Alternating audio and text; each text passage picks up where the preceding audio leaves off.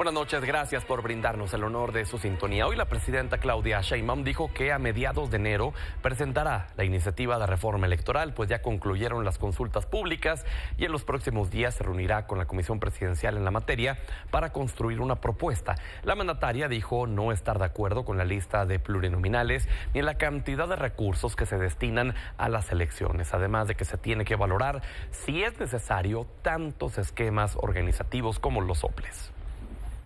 O lo que desde mi perspectiva es fundamental en la reforma es las listas de plurinominal, pues en realidad las eligen las cúpulas de los partidos, aunque en Morena son por tómbola.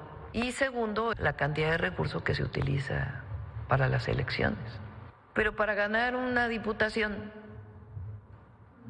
un local, federal, pues hay que convencer a la gente, ¿no? Hay que ganar la votación del pueblo.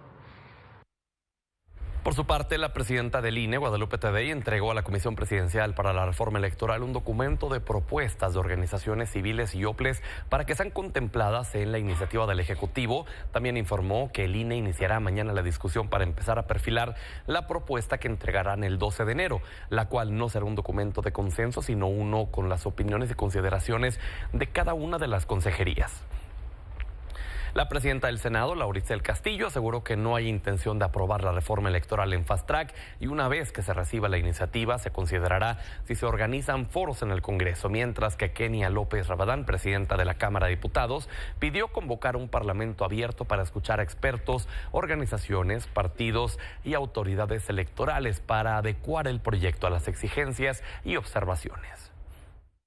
Hacerlo en fast track sería un gran error. Hacerlo sin escuchar las distintas posiciones sería terrible para nuestro país. Yo espero que tengamos una etapa importante de escucha, de análisis, de deliberación. Llegue cuando llegue la reforma electoral, la Cámara de Diputados debe garantizar que los mexicanos sean escuchados. Y vaya momento tan vergonzoso lo que sucedió hoy en el Congreso de la Ciudad de México. Terminaron a golpes, jaloneo de cabello, aquí lo que se vivió.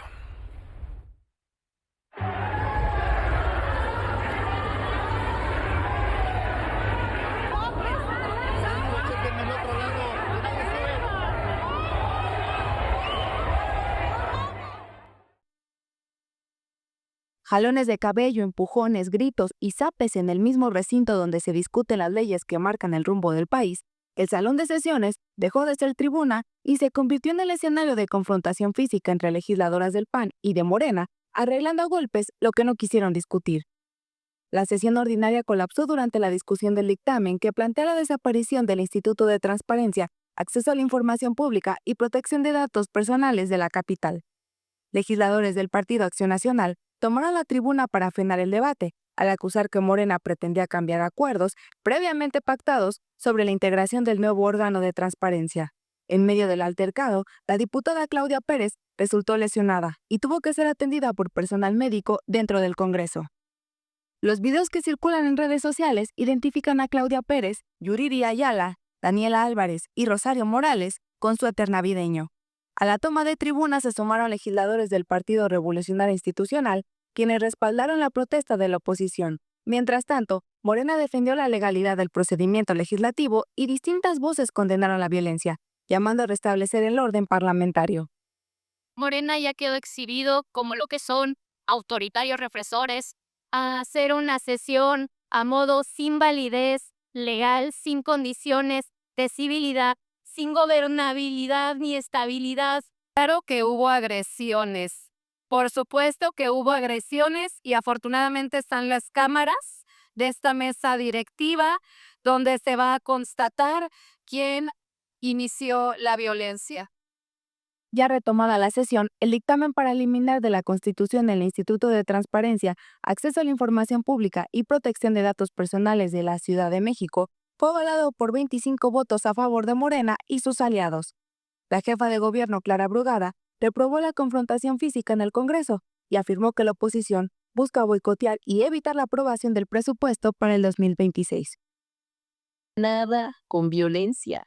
Está muy clara las posiciones y no tendría ni utilizar violencia para ejercer presión, ni mucho menos. Con información de Manuel Morales y Darwin Méndez, Milenio Noticias.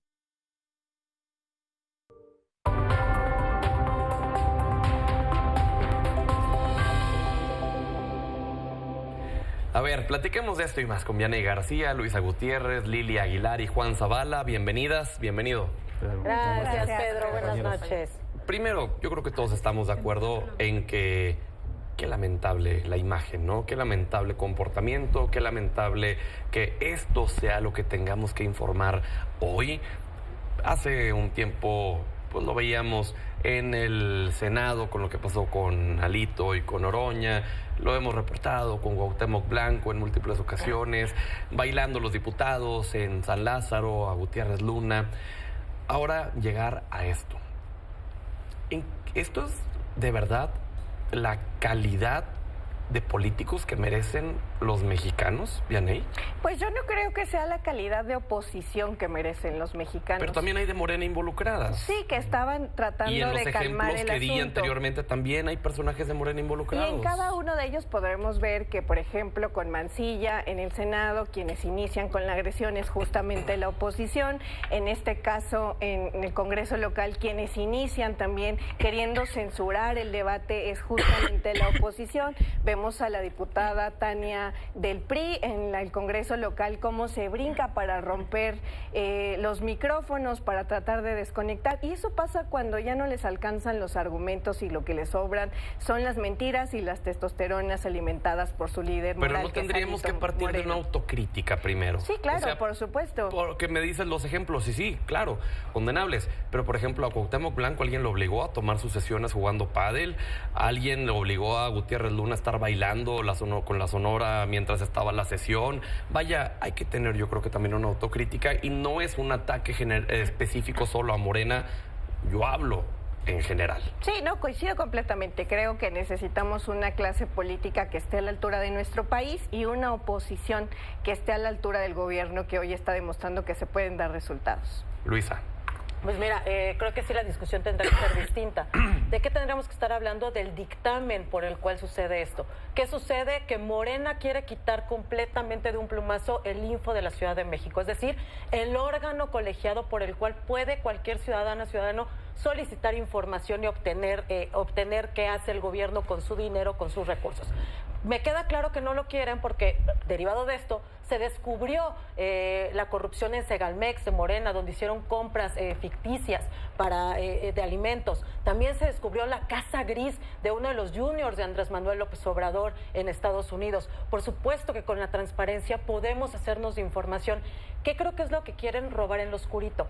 ¿Qué es lo que intentó Acción Nacional con este dictamen? Que de hecho se aprobó así en comisiones, decirlo, así las y los diputados de Morena también lo aprobaron en comisiones. Que fuera un órgano tripartita, que no fuera solamente una voz al frente de este nuevo órgano de transparencia, sino que hubiera tres y que se pudieran tomar decisiones así. ¿Qué es lo que hizo Morena hoy con el dictamen aprobado? Simple y sencillamente avisó que con su mayoría aplastante se votaría para que fuera monolítica esta decisión, es decir, solamente se iba a aprobar a una persona, ya no se iba a aprobar a partir del Congreso de la Ciudad de México, lo iba a poner la Contraloría General de la Ciudad de México, generando, por supuesto, esto, solamente pues ya háganle como quieran, somos mayoría, ya está el dictamen que sacamos en puntos constitucionales en acuerdo todos, pero aquí somos mayoría y vamos a aplastar. Ojo, y pausa, nada más rápido. Aquí está el video y finalmente pues ahí están las cámaras. Aquí pueden checar las personas que quieran de Milenio, pueden meterse a YouTube, Congreso de la Ciudad de México, por favor vean en la hora 2 con 16 minutos y 26 segundos y si quieren regresar un poquito más para que vean que no hay trampa, ¿quién empezó a golpear a las y los diputados? Fue la diputada Yuriri Ayala del grupo parlamentario de Morena y entre cuatro se agarraron a la diputada Claudia Álvarez, Claudia Pérez. Es más, montoneras, y te lo digo, antes Valentina Batres, por lo menos cuando tomábamos la tribuna, nos pegaba por abajo para que no se vieran las cámaras. Ahora teniendo el totalitarismo y el control incluso de los medios, generan, no les importa hacerlo incluso a la vista de las y los mexicanos. Tengo en la mano el comunicado de la bancada de Morena en la Ciudad de México, en donde señalan que la conducta del PAN no es un hecho aislado ni espontáneo. Al interior de la Comisión de Presupuesto, su bancada votó en contra del dictamen, dejando claro que la violencia fue utilizada como una estrategia política para no asumir su postura ante la ciudadanía. Yo creo que están revolviendo peras con manzanas. Aquí se estaba discutiendo el tema del Instituto de Transparencia de la Ciudad de México. ¿Qué pasó? También en comisiones, si me permites, no están. Se votaba después. Pero no están. No, por supuesto, si me permites. No, a ver, votamos en contra perfectamente. Eso no es violentar, perdón. No estar a favor de cómo quieren generar los recursos y seguirse clavando el capítulo 7000 de las alcaldías, en donde se inventaron un fideicomiso para que los alcaldes no tuvieran capacidad económica para enfrentar infraestructura, agua, baches, seguridad. Ese fideicomiso, ¿sabes dónde lo tiene Clara Brugado y ha jineteado la lana? En CI Banco, el banco que tiene vinculado al crimen organizado con Morena. ¡Qué casualidad! Lilia. Yo creo que están tratando de hacer una narrativa completamente absurda. A ver, la pregunta inicial es si nos merecemos ese tipo de políticos. Yo creo que estamos viviendo la contaminación de la desesperación de la estrategia del Partido Revolucionario Institucional, que lo empezamos a ver con las actitudes que tuvo Alito, Mancilla y toda esta banda de bandidos que fueron a golpear, que querían que la nota fuese el que golpearon a Noroña, y luego subsecuentemente hemos tenido acciones de esta naturaleza, y un poco lo puedes ver en la actitud de Luisa en la mesa, no solamente en esta, sino en todas las veces desesperados, gritando, tratando de posicionar un mensaje y sobre todo de no dejar hablar a las demás personas. Entonces, y yo creo que el PAN, que es la estrategia del PAN en la Ciudad de México, también la podemos ver con mucha claridad, es tratar de ensuciar cualquier cosa, inclusive el debate. Sí, me parece que lo que deberíamos estar hablando es para qué sirve el tema de la transparencia. Yo soy una creyente que es un error la disolución de los órganos de transparencia.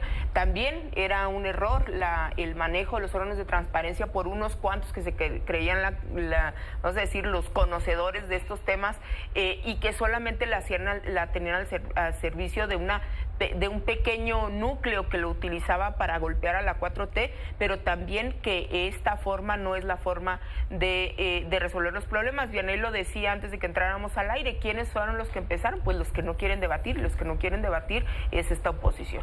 Véanlo. La vieja política, Pedro.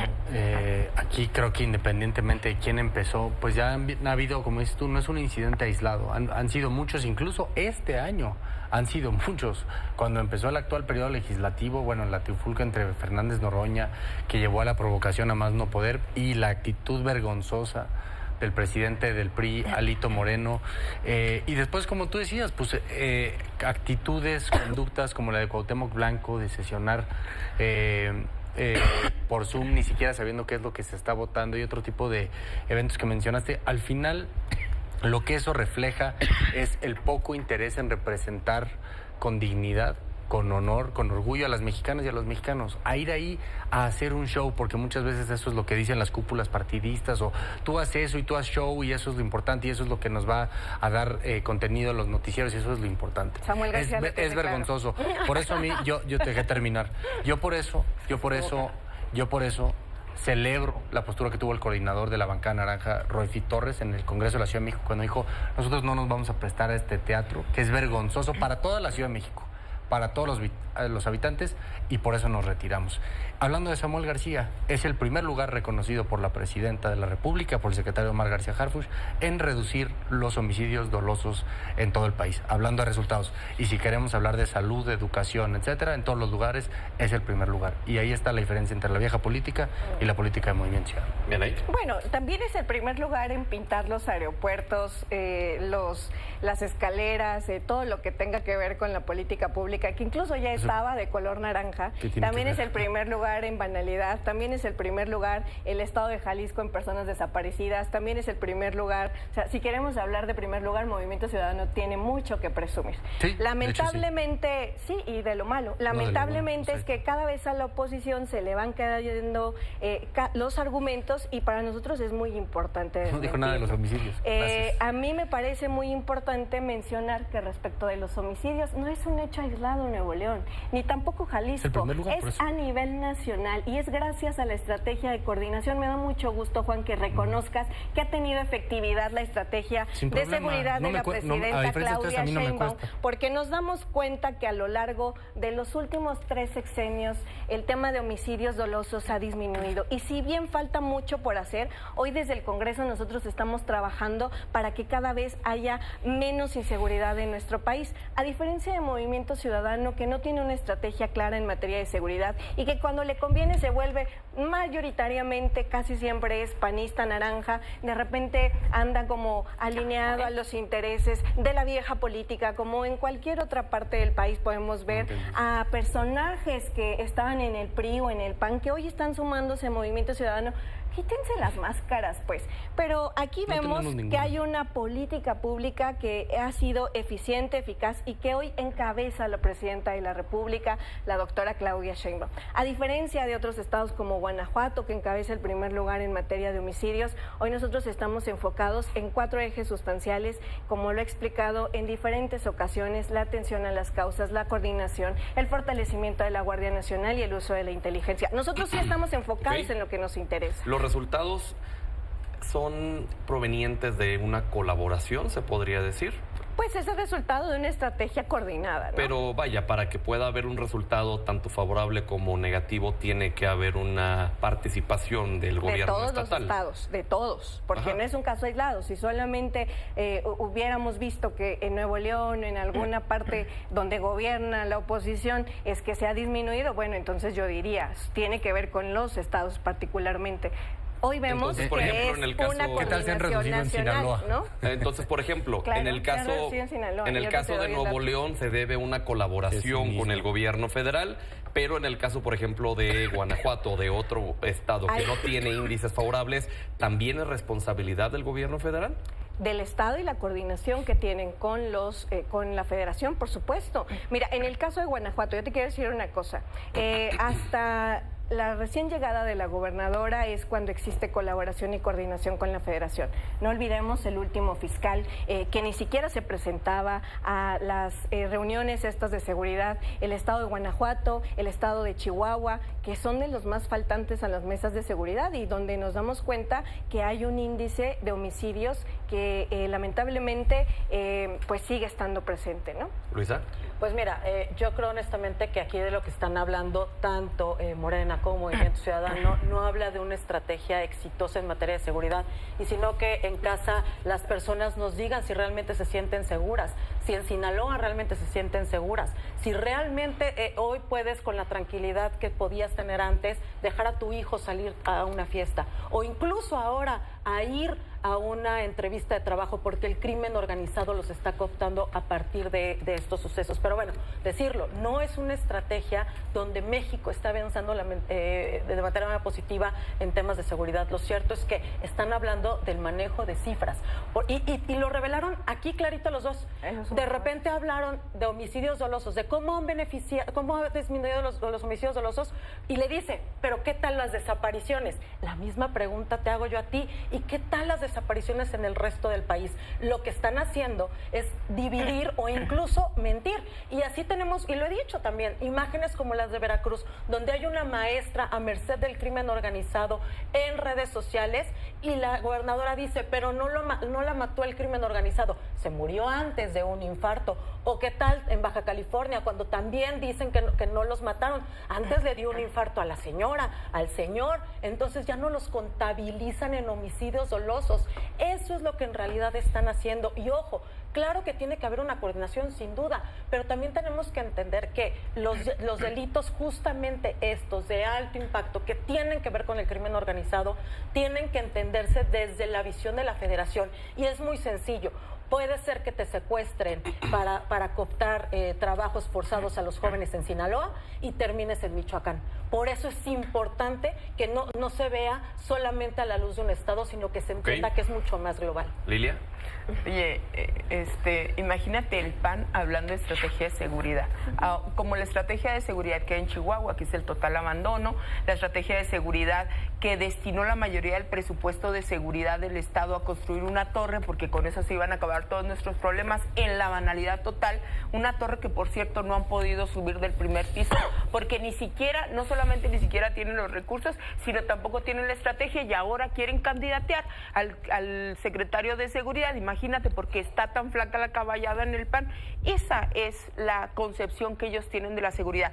¿Qué te parece una estrategia de seguridad como la de Felipe Calderón, donde para legitimarse tuvo que iniciar una guerra contra el narco que nos tiene metidas? El narco. Pero resulta que la guerra fue a favor del narco y para fortalecer a el Chapo Guzmán. Entonces, ese es el panismo hablando, o el que dice que debe de ser responsabilidad de la Federación cuando no reconocen el abandono. A ver, la gobernadora de Chihuahua no conoce la mitad del estado, hombre. La gobernadora de Guanajuato, pues no sabemos ahorita exactamente cómo se está coordinando, pero bueno, cuando menos ya acude a las mesas de seguridad.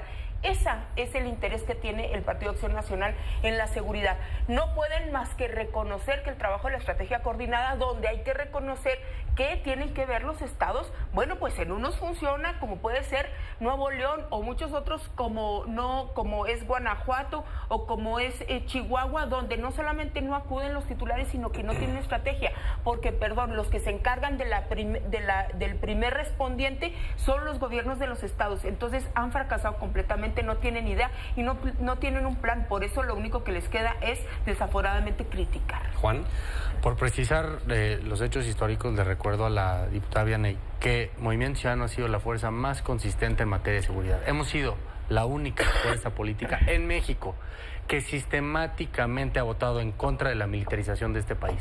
Antes lo votábamos con Morena, ahora ellos cambiaron de opinión.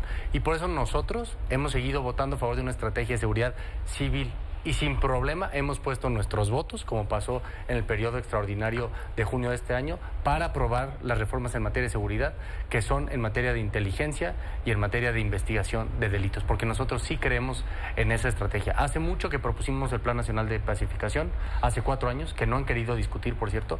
Lo propusimos en la campaña presidencial de la mano de Jorge Álvarez Maínez y hemos seguido siendo consistentes. Y la nueva política, a diferencia de la vieja política, lo que hace es precisamente reconocer cuando han habido esfuerzos desde el gobierno federal por reducir los homicidios, y por eso trabajamos en conjunto con la Federación, tanto en Jalisco con el gobernador Pablo Lemus como en Nuevo León con el gobernador Samuel García. Y así hemos defendido también a la presidenta de la República cuando han habido ataques por parte del presidente de los Estados Unidos, sin ningún temor a que nos acusen de cualquier tema. Lo que sí es vergonzoso es ver la manera en la que las dos facciones, los dos bandos de la polarización, se han comportado en los congresos locales y en el Congreso Federal, dejando de representar a millones de personas que votaron ilusionadas y esperanzadas en que iban a ser distintas y que no lo han demostrado. Vamos con una última participación y me gustaría reorientar a cómo empezamos la conversación. Y tomando en cuenta este último comentario de Juan, viene 2026, vienen temas legislativos trascendentales para nuestro país, como una reforma electoral que ya se va a presentar, entre muchas otras. Pero sigue habiendo una percepción equivocada del trabajo legislativo por parte de mucha gente. En la mayoría de las encuestas a la gente le preguntan y desconfían de sus legisladores porque ni siquiera saben lo que hacen, etcétera. ¿Cómo, desde su perspectiva, va a cambiar esto? Vianey. Bueno, yo te quiero decir que afortunadamente en Morena y en la Cuarta Transformación tenemos relevo generacional, y ese relevo generacional somos muy conscientes de que tenemos que estar en territorio y acopiándonos de las necesidades de la gente. Hoy me da mucho gusto regresar a mi distrito, como lo hacemos quienes militamos en la 4T, y decirles que gracias a la Cuarta Transformación hoy hay un aumento al salario mínimo, que no se veía desde hace mucho tiempo, un aumento al salario mínimo del 154% que ha devuelto a las familias la posibilidad de generar y de adquirir una canasta básica. Y nosotros siempre contrastamos los tipos de gobiernos. Antes había un gobierno que prefería el outsourcing, que prefería el abuso a los empleados, que prefería la posibilidad de negarle a la gente un estatus establecido, y hoy hay un gobierno de la Cuarta Transformación que ayuda a que las personas puedan tener las necesidades básicas. 8 de cada 10 familias tienen un programa social, y ellos votaron en contra de que recibieran pensión los adultos mayores, votaron en contra de que las personas con discapacidad tuvieran una pensión, votaron en contra de la beca Rita Cetina que se va a empezar a dispersar el año que viene, y votarán en contra del pueblo de México porque lo han hecho así históricamente. Oye, Vianey, solo quiero concluir preguntándote algo. Haberle abierto la puerta a tantos personajes de otros partidos políticos que no son como tu caso, que te formaste en Morena, sino que vienen de otros lados, ¿no terminará costándoles factura como ya lo está haciendo con este tipo de personajes que señalaba hace algunos momentos? Yo creo que hay que revisar quién es la líder moral, y en el caso de nuestra líder moral ha sido una mujer que se ha conducido por el bien del pueblo de México, y ha sido una mujer que tiene muy claro lo que necesita este país y que no va sola, que va acompañada de un gran proyecto y de un gran pueblo que, a diferencia de la oposición, para nosotros sí es primordial, y es lo que ponemos en la mesa por el bienestar del pueblo de México. A diferencia que Movimiento Ciudadano ocupa el poder como banalidad y otros para enriquecerse, nosotros lo ponemos al servicio de la gente. Luisa. Pues mira, creo que sí es importante recuperar mucho de lo que hizo Acción Nacional durante este periodo legislativo. Aguinaldo libre de impuestos, reembolso para el costo de medicamentos si el gobierno no te los da. Qué cosa tan importante ahorita que no hay medicamentos en nuestro país. 0% al IEPS en la gasolina para que baje a 20 pesos. ¿Se podría? Si no hubiera huachicol fiscal, ¿se podría bajar el precio de la gasolina? Incluso, ponle tú, no lleguemos a los 10 pesos que prometió Andrés Manuel López Obrador, pero se podría si el huachicol fiscal, si los combatieran. También atención gratuita a la salud si hubieran construido la refinería y no la barda. Si me permites, yo no te interrumpí, a pesar de que dijiste muchas cosas. Construyeron solo una barda, pues ¿cuándo nos iba a alcanzar para poder construir? Adelante, porque se acaba el tiempo. Sí, bueno, estamos esperando Dos Bocas, estamos esperando Tren Maya. Sí, que dicen que está reflejando. Ojalá te puedes dar una vuelta para relajarte. Lo cierto es que yo sí te dejé hablar. Intolerancia es grande. Cuando no tienen argumentos, quieren denostar. Pero decirlo que al final vamos a seguir proponiendo desde Acción Nacional, y durante el periodo legislativo siguiente seguramente va a ser así. Insisto, hablaron de que si los golpes y tal, pero nunca hablaron de cómo desmantelaron el Instituto de Transparencia de la Ciudad de México. Lilia. Oye, perdón, es que genuinamente me está dando risa porque Luisa aplica el viejo y conocido refrán que prometer no empobrece, ¿no? La pregunta sería, imagínate, una barba, imagínate tú que todo esto que dijeron lo hubieran hecho realidad. 2 sexenios que tenías seguro popular. 2 sexenios. Si tú tenías cáncer, tenías medicina. Bueno, Vicente Fox salió a reconocer que no escuchaba a la gente. Salió a reconocer que escuchaba solamente a los empresarios y que los empresarios le llenaron la cabeza de ese es el gobierno que ellos tienen. Y entonces, aguinaldos, o sea, ni siquiera son... O sea, ni siquiera tienen contacto con la realidad para saber qué es lo que la gente necesita. A mí me parece de un cinismo completamente absurdo. O ¿qué te parecen los estados que gobiernan? Que pudieran poner eso como acciones de gobierno, ese sería el reto. A ver, ¿qué es lo que nosotros sí hicimos? No solamente el alza al salario mínimo, mejorar la vida de las personas a través de la creación de nuevas becas, pero sobre todo el reconocimiento de cuidados que hacen las mujeres al bajar la pensión para adultas mayores a 60 años.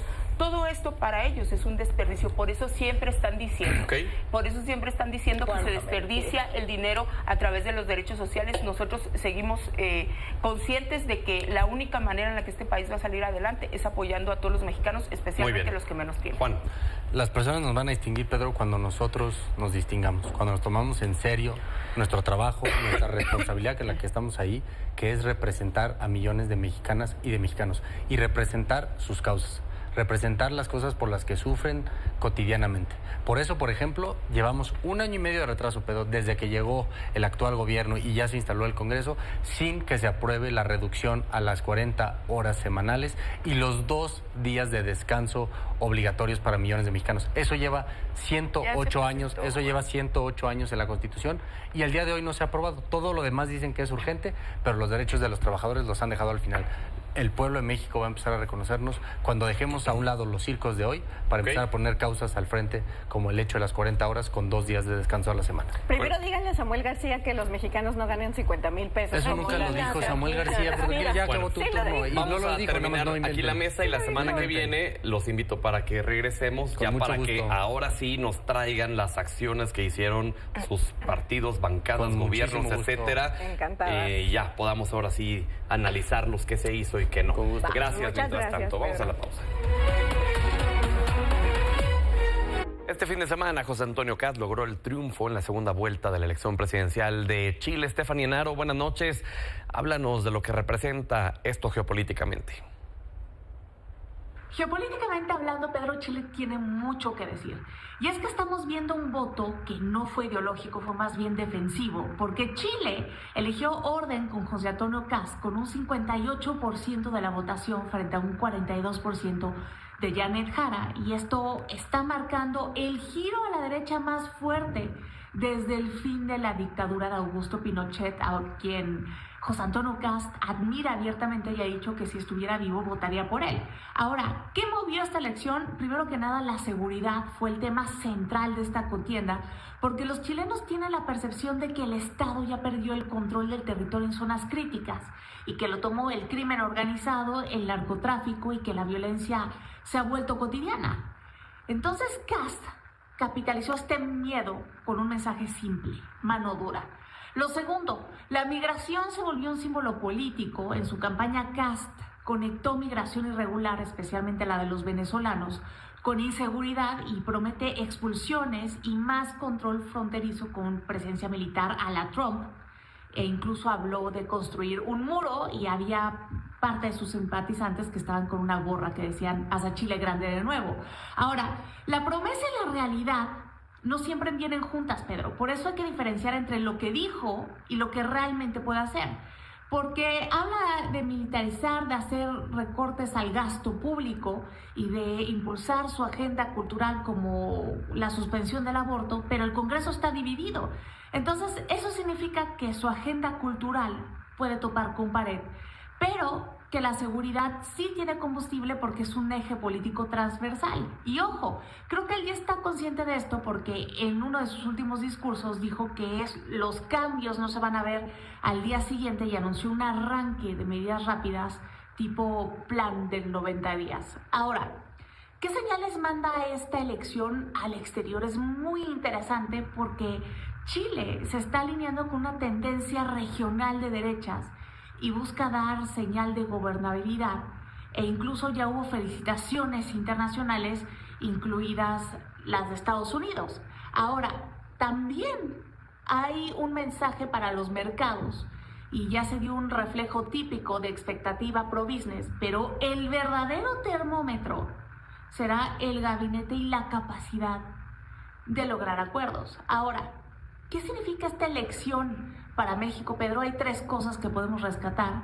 La primera es que la seguridad sí mueve votos, incluso en democracias institucionalmente sólidas, como lo es la chilena, y también que la conversación regional se está securitizando, migración y crimen se vuelven el eje, y eso contamina política y exteriormente la cooperación.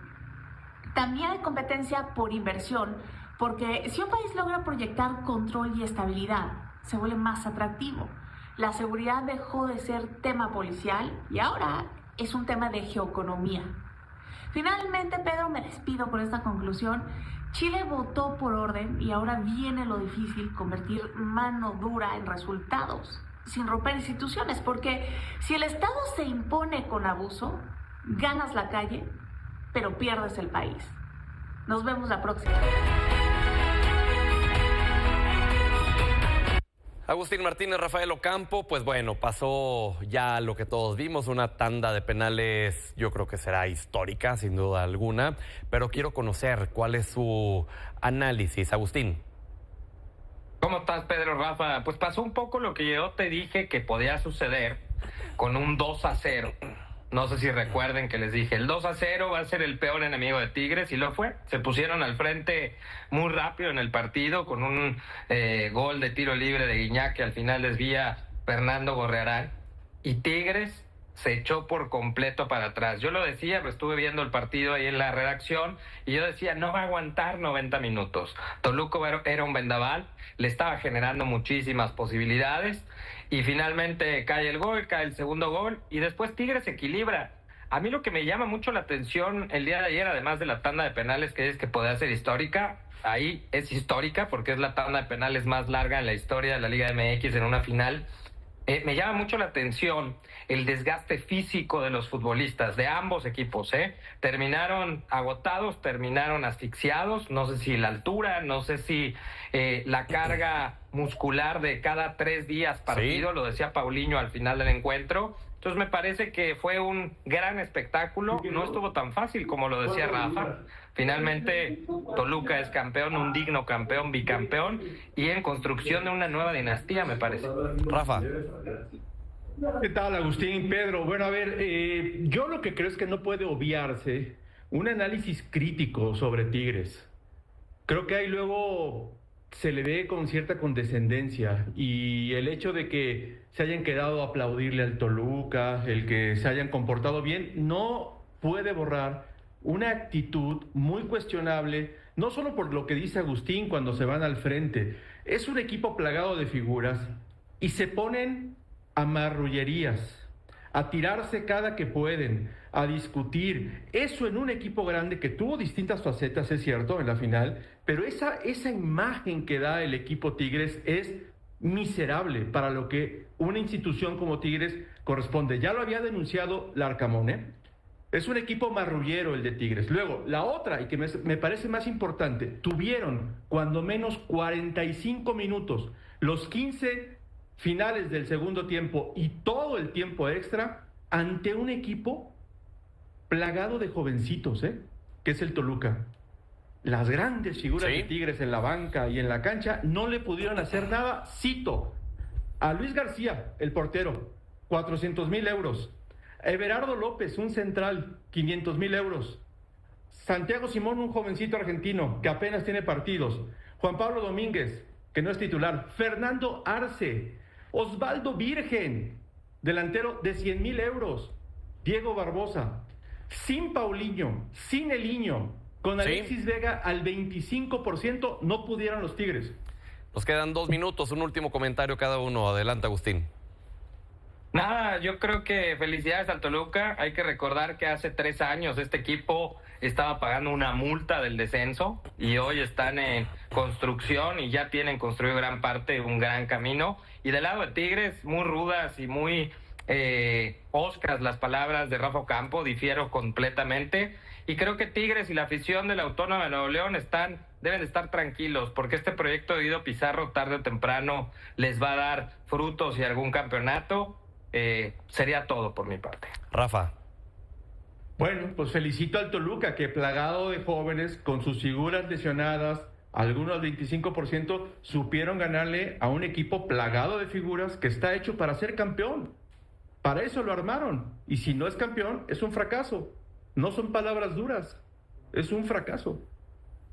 Agustín, ¿nos queda un minuto? Me parece que el adjetivo calificativo de marrullero no venía al caso. Lo de las figuras difiero, porque yo vi que arrancó Paulinho, vi que arrancó Eliño. Este Toluca le ha metido muchísimo dinero. Terminaron con jóvenes, pero el partido no lo arrancaron los jóvenes. El 2-1 lo pusieron los futbolistas ya hechos. Rafa. ¿Cuándo habrá crítica? ¿Cuándo habrá crítica para Uriel Antuna? ¿Cuándo para Nicolás Ibáñez? ¿Cuándo para Ociel Herrera? Los que están en la banca y que tienen que entrar a ganar un partido. ¿Todo es aplausos? Agustín. No, la verdad es que me parece complicado. Este equipo, Rafa ni siquiera lo metía entre los favoritos. Decía que tenían un entrenador novato y que tenía un entrenador que no aportaba absolutamente nada. Y ayer se quedó un tiro penal de salir campeón, pero bueno. 10 segundos, Rafa. Bueno, yo creo que ahí está la situación. Las figuras son lo que hace a un equipo y sus pretensiones. Y creo que no pudo Tigres. Felicidades al Toluca, con eso me quedo. Con eso nos quedamos. Gracias para ambos. Buenas noches. Vamos a la pausa, no le cambie. Gracias por habernos brindado el honor de su sintonía esta mañana.